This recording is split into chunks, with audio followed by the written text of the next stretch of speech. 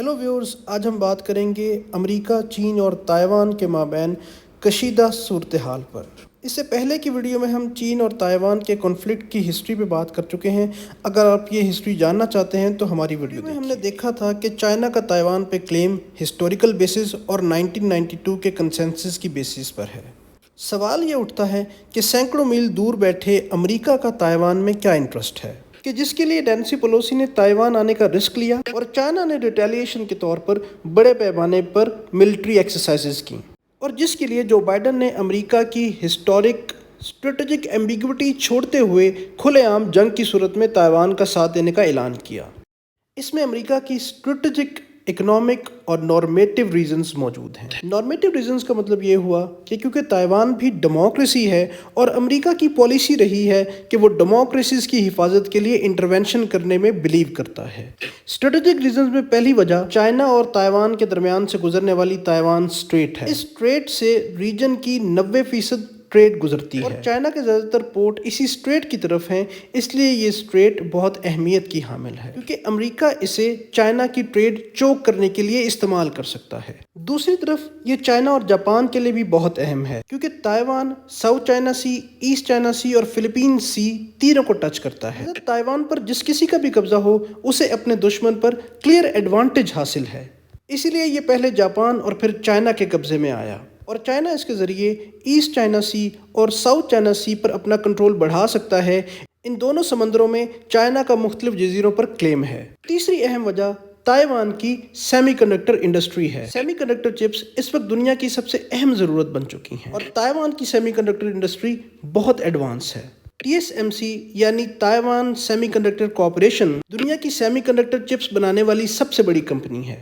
دنیا میں اس کا مارکیٹ شیئر 51.5% ہے۔ چائنا اور امریکہ سیمی کنڈکٹر چپس کے سب سے بڑے کنزیومرز ہیں اور چائنا اس کا سب سے بڑا امپورٹر بھی ہے کیونکہ اس کی اپنی سیمی کنڈکٹر انڈسٹری اس کی ضروریات پوری نہیں کر سکتی، اور اس کی سیمی کنڈکٹر کی بڑھتی ہوئی ضرورت اب اس کی آئل کی امپورٹ سے بھی بڑھ چکی ہے۔ انہی وجوہات کی بنا پر یہ چھوٹا سا ملک بہت اہمیت اختیار کر گیا ہے۔ بڑھتی ہوئی کشیدگی کے پیش نظر چائنا نے 13 جون 2022 کو اعلان کیا کہ وہ چائنا اور تائیوان کے درمیان اسٹریٹ کو انٹرنیشنل واٹرز نہیں سمجھتا۔ اس کا مطلب یہ ہوا کہ اب انٹرنیشنل ٹریڈ چائنا کی مرضی کے بغیر ان پانیوں سے نہیں گزر سکتی۔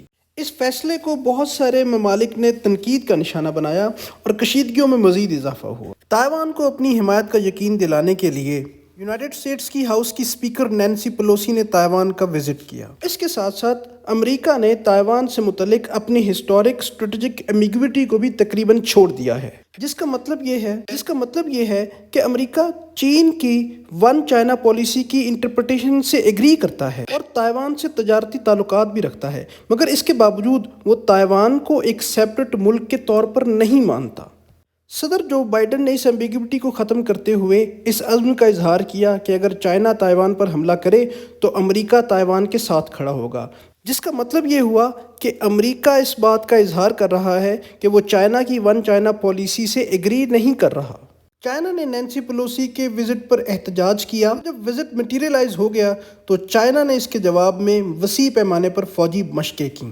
ان فوجی مشقوں میں چائنا نے لائیو میزائلز فائر کیے، ان میں سے کچھ میزائلز تائیوان کو کراس کر کے فلپینز سی تک پہنچے۔ اس پر جاپان نے احتجاج کیا کیونکہ اس کے مطابق بہت سارے میزائلز جاپان کے ایکسکلوسیو اکنامک زون میں بھی گرے تھے۔ ان ایکسرسائزز کے بعد خطے میں ایک اور جنگ کا خطرہ منڈلانے لگا ہے۔ اس سے پہلے یوکرین اور رشیا کی جنگ نے ساری دنیا کو اثر انداز کیا ہے اور بہت سارے مبصرین یوکرین اور رشیا اور چائنا اور تائیوان کے درمیان بہت سارے پیرللز ڈرا کرنے کی کوشش کر رہے ہیں۔ ایسی ایک چھوٹی سی کوشش ہم نے بھی کی ہے۔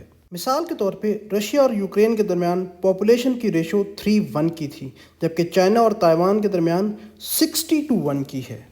اسی طرح اکانومی کی ریشو رشیا اور یوکرین کے درمیان 9.5:1 اور چائنا اور تائیوان کے درمیان 22:1 کی ہے، اور ٹیریٹری کی اگر بات کی جائے تو رشیا اور یوکرین کا تناسب 28:1 جبکہ چائنا اور تائیوان کا 265:1 کا ہے۔ اس کا مطلب یہ ہوا کہ چائنا اور تائیوان کے درمیان فرق رشیا اور یوکرین کی نسبت بہت زیادہ ہے۔ اس کے ساتھ ساتھ چائنا اپنے ڈیفنس پر $244.9 بلین جبکہ تائیوان محض $11.6 بلین خرچ کرتا ہے۔ इसी वजह से इन दोनों ममालिक की डिफेंस कैपेबिलिटी में भी ज़मीन और आसमान जितना फ़र्क है। इन अदाद शुमार को सामने रखकर अगर रशिया यूक्रेन पे हमला कर सकता है तो चाइना का ताइवान पर हमला करना इमिनेंट नज़र आता है। मगर नाज़रीन कराम, ना तो ताइवान यूक्रेन है और ना चाइना रशिया। यहाँ कलीदी फ़र्क यूएसए की सपोर्ट का है। अगर यूएसए ने यूक्रेन की सपोर्ट का भी ऐलान किया था मगर वो खुल के उसकी सपोर्ट नहीं कर पाया। इसकी बहुत सारी वजूहात हैं, मगर एक रियलिस्ट वजह ये भी है कि यूक्रेन की अहमियत यूएसए के लिए कम थी और यूक्रेन का साथ ना देकर यूएसए पहले ही अपने एलाइज का एतमाद खो चुका है।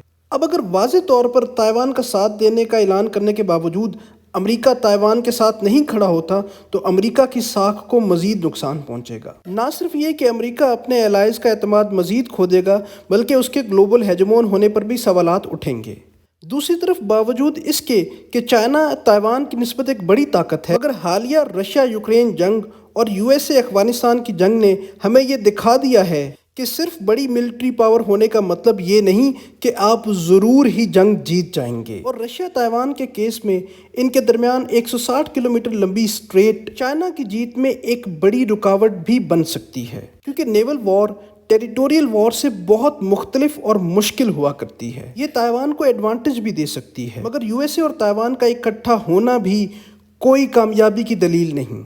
इस पर भी मुबस्सरीन की मुख्तलिफ आरा मौजूद हैं। बहुत सारे मुबस्सरीन के मुताबिक अमेरिका और चाइना अगर ताइवान के मसले पर लड़ते हैं तो अमेरिका के लिए जीतना मुश्किल होगा। इसकी बेस वो लॉजिस्टिक मेंटेन करने की डिफ़िकल्टी को बनाते हैं और इसके साथ साथ चाइना की बढ़ती हुई नेवल कैपेसिटी को भी इसकी रीज़न करार देते हैं। इसलिए चाइना और ताइवान के मसले में एक बैलेंस ऑफ पावर एग्जिस्ट करता है जिसकी मौजूदगी में जंग का होना मुश्किल है। इसके साथ साथ चाइना ये भी समझता है कि जंग एक महंगा सौदा है और ये चाइना की इकोनॉमी के लिए कभी भी अच्छी साबित नहीं होगी। मगर कल की वीडियो में हमने आपको शी जिनपिंग के इस अज़्म के बारे में बताया कि वो 2049 से पहले ताइवान को चाइना का हिस्सा बनाना चाहते हैं। 2049 के साथ साथ 2027 भी एक इम्पॉर्टेंट डेट है, क्योंकि 2027 पीपल्स रिपब्लिक आर्मी की 100 साल तकरीबात का साल है। लिहाजा 2049 की बजाय शी जिनपिंग ताइवान को 2027 में भी चाइना का हिस्सा बनाने की कोशिश कर सकते हैं, जिससे उनका मकसद खुद को चाइना की तारीख का सबसे कामयाब हुक्मरान साबित करना है। लिहाजा उनका ये एम्बिशन पावर ऑफ बैलेंस के बावजूद दोनों ममालिक को जंग में धकेल सकता है। मगर हम दुआ करेंगे कि ऐसी मज़ीद किसी जंग का सामना इस खित्ते को ना करना पड़े, क्योंकि जंग का असल नुकसान आम लोगों को हुआ करता है। वीडियो पसंद आई हो तो इसे लाइक करें, शेयर करें, चैनल को सब्सक्राइब करें और मज़ीद वीडियोज़ के लिए हमारे साथ जुड़े रहें।